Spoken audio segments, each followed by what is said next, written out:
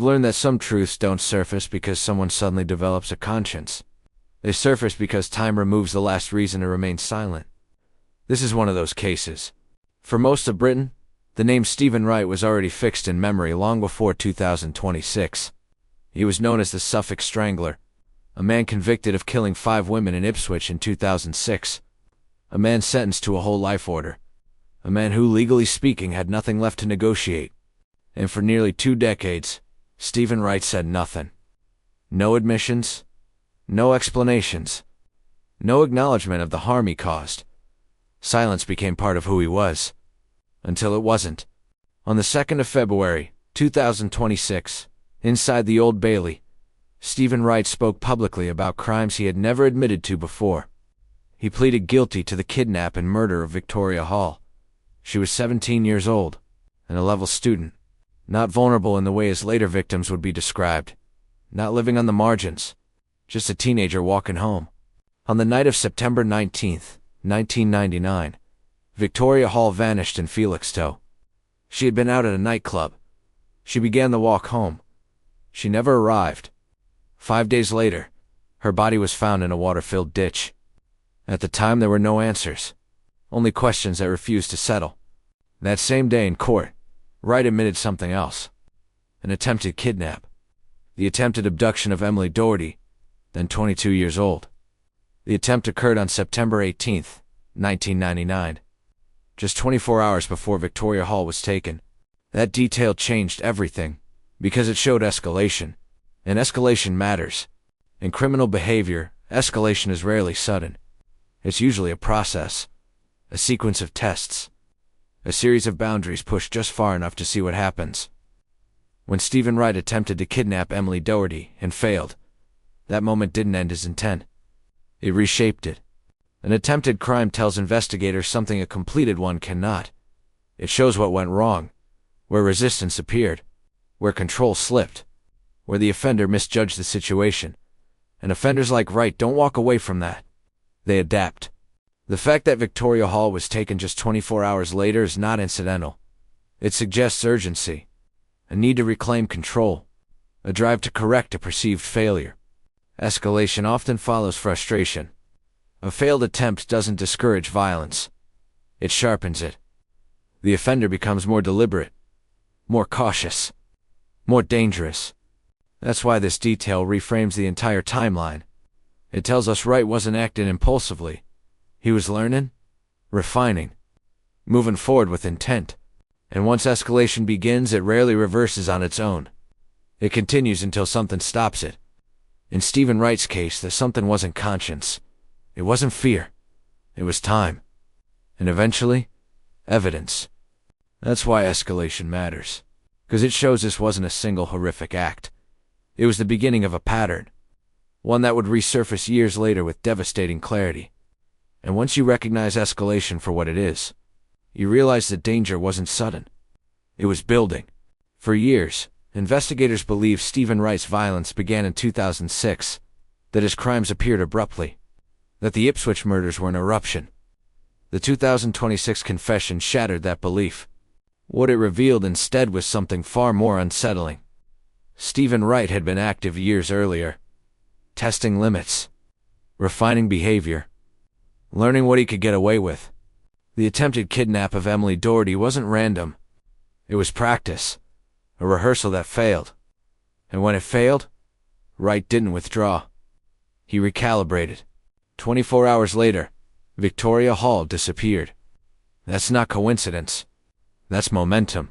For decades, Victoria Hall's murder remained unresolved. No suspect could be conclusively tied to her death, until science caught up. Steven Wright's DNA had been entered into the national database in 2001, following a theft conviction. At the time, it didn't connect to anything significant, but forensic science doesn't stand still. Advances in DNA analysis eventually allowed investigators to re-examine old evidence. That's when Wright's DNA was linked to Victoria Hall. Decades later. A truth delayed by technology. When confronted with that evidence, Wright didn't fight it. He pleaded guilty. No denials. No alternative explanations. Just acceptance. On the 6th of February, 2026, Steven Wright was sentenced again, life imprisonment. A minimum term of 40 years for Victoria Hall's murder, plus concurrent sentences for kidnapping and attempted kidnapping. But legally, it changed nothing. Steven Wright was already serving a whole life order for his 2006 murders. He was already destined to die in prison. Which raises the question investigators always ask when confessions come late. Why now? To understand the confession, you have to return to Ipswich. December 2006. 5 women were murdered in rapid succession. Tanya Nicol, Gemma Adams, Anneli Alderton, Paula Clennell, Annette Nichols. All were sex workers. All were targeted within a short span of time. All were left in rural locations. Some were found naked. 2 were discovered posed in a cruciform shape. That detail mattered deeply to investigators, because posing isn't concealment, it's communication. Steven Wright didn't just want the bodies found. He wanted them seen. Not stumbled upon by accident. Not quietly discovered and moved out of view. Seen. The way the bodies were placed mattered to him. They weren't hidden with care. They were positioned, arranged, left in a way that demanded attention. 2 of the victims were discovered posed in a cruciform shape. That isn't random. It isn't necessary to dispose of a body. It doesn't make discovery harder. It does something else. Posing turns a crime scene into a message. It forces interpretation. It invites meaning where none should exist.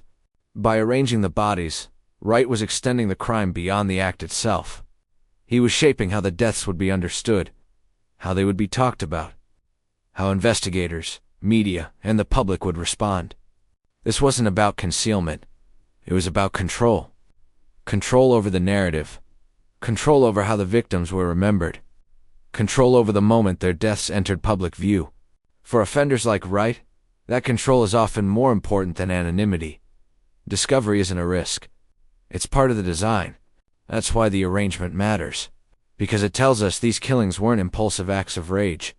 They were deliberate, considered, and meant to communicate something only the offender fully understood. And when a killer wants their work interpreted, not hidden, it tells you this wasn't just violence. It was performance. And performance leaves a psychological signature that lasts long after the scene is cleared. This wasn't rage. It was ritual. In 2008, Wright was convicted of all 5 murders. The evidence was overwhelming. DNA, fibers, witness testimony. There was no doubt. He received a whole life order, one of the most severe sentences available in the UK, reserved for offenders deemed beyond rehabilitation. For years, Wright remained silent. Psychologically, silence can serve several functions. First, control. Silence allows an offender to decide when the truth enters the world. It keeps families waiting, keeps attention fixed, keeps power. Second, identity. Some offenders define themselves by what they withhold. Confession removes mystery, and mystery is often the last thing they possess. Third, inevitability. In Wright's case, DNA had already caught up with him. The confession didn't create consequences. It simply acknowledged them. Confessing at that point wasn't courage. It was timing. Following Wright's admission, families and former associates urged him to say more, to stop controlling the narrative, to stop leaving questions unanswered. His ex-wife, Diane Cole, publicly called on him to come clean, to tell the truth, not for himself, but for those still waiting. One name resurfaced almost immediately: Susie Lamplugh, missing since 1986, a case that has haunted Britain for decades. There's no direct evidence linking Wright to Susie Lamplugh. None. But the confession changed how investigators viewed timelines, because now they know Wright was active far earlier than once proven. Capability changes context. It doesn't create guilt, but it reopens doors. This isn't just a story about murder. It's a story about time. About how truth doesn't always surface when it can help. Sometimes it surfaces when it no longer costs the person who caused the harm. Victoria Hall's family waited more than 25 years. That kind of waiting changes people. It isn't loud. It isn't dramatic. It settles in slowly, year after year, shaping how time itself feels. They didn't spend those years searching for closure. Closure suggests an ending. What they wanted was something simpler. Certainty. Certainty about what happened to their daughter. Certainty that the questions they carried weren't misplaced. Certainty that the worst thing they feared wasn't being imagined. For decades, every new development reopened the same wound. Each advance in science, each renewed appeal, each name mentioned in connection with the case. Hope would surface, then recede again. Living without certainty means living without a fixed past. The story never settles. It never stops shifting. Every memory of Victoria exists alongside unanswered questions. Every anniversary carries the weight of what might still be unknown. When the confession finally came, it didn't bring relief. It brought confirmation. And confirmation carries its own kind of pain, because it replaces uncertainty with permanence. They didn't get back the years spent waiting. They didn't get back the moments shaped by doubt. What they received after 25 years was a truth that arrived too late to change anything that mattered. And that's often what justice looks like in cases like this. Not resolution, just certainty. And the knowledge that the waiting is finally over, even if nothing else truly is. And even now, that certainty feels incomplete. Because one confession answered a question, but left many more behind. I'm Detective Pennyworth, and this is one of those cases that reminds you. Some killers don't stop because they're caught. They stop because time strips away every reason to remain silent. And when they finally speak, it's rarely to heal the damage they caused. It's to remind the world they were there. If you want to stay with these stories, the ones where truth arrives late and imperfect, you can subscribe to the channel. We'll keep telling the cases that don't end cleanly, but still deserve to be understood.